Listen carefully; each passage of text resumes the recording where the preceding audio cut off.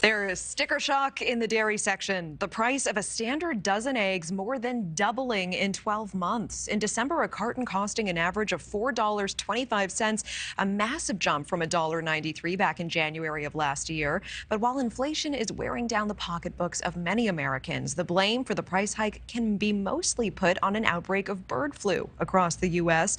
More than 57 million birds have been affected. 43 million egg-laying hens were lost either to the disease itself or to depopulation since the outbreak began. All of this leaving egg inventories down nearly 30% here in the U.S. Joining us now is Lee Carter with Maslanksy and Partners in New York to talk all things economy. Thank you so much for being here. Thanks for having me. And Lee, eggs have always been a low-cost, reliable protein staple. I ate all of the scrambled eggs in college. These prices, though, are unreal. When are we going to see these prices come back down to normal levels? You know, I think it's a really fair question, and people are very concerned about the economy right now. And this egg price issue is it's a kitchen table issue. Everybody's talking about it. It is a big question. Are they going to come down? Are they going to come down quickly? I think a lot of people are saying that it is because of the bird flu. But when you think about how the banks are talking about what to expect in the next year, they all had their earnings calls on Friday, and many of them say the worst is still to come. Jamie Dimon said we still don't know the ultimate effect of all of the headwinds that are coming against us, including inflation. Bank of America's CEO said we're seeing increasing slowdown in the economic environment. And so I think all of that leads us to believe that they're expecting the worst is still to come.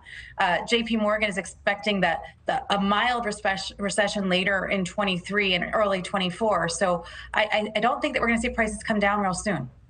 Well, and there is a meme circulating, if we want a moment of levity here, as suggesting if you want to get your significant other something expensive for Valentine's Day, just get them a few cartons of eggs. Does that sound like a good idea to you? We're looking at it right there. Just this guy holding all of these cartons. I think it's hilarious, although if my husband gave me a carton of eggs for Valentine's Day, I don't think I'd be all that happy. Yeah, you'd be like, are you cooking me a frittata? Is that why you're giving me, are you making a custard? Is that what's happening here? Yeah, maybe they should be cooking us eggs in bed. 100% every day. We use all those eggs. Give us a gut check quickly on inflation and the economy across the board. Are we in an improving pattern in the next few months when it comes to inflation? Are we headed towards a recession? What are you tracking? So based on what the bank's earnings calls were saying on Friday, what we're expecting to hear from Morgan Stanley, Goldman Sachs this week, I don't think that the worst is behind us. Although I do think that the consumer is starting to think that it is. When you start looking at the numbers, people are more optimistic today than they were just a year ago. 26% said that things were going well a year ago, while 34% say this year. So we're starting to see trends in the consumer are feeling better. People are saying the economy is good. 22% said a year ago.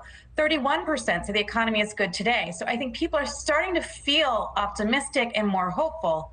But when you listen to the language that the banks are using, financial institutions are using, I think they're very, very cautious in what to expect in the coming months. I appreciate it. Lee Carter, thank you for your time.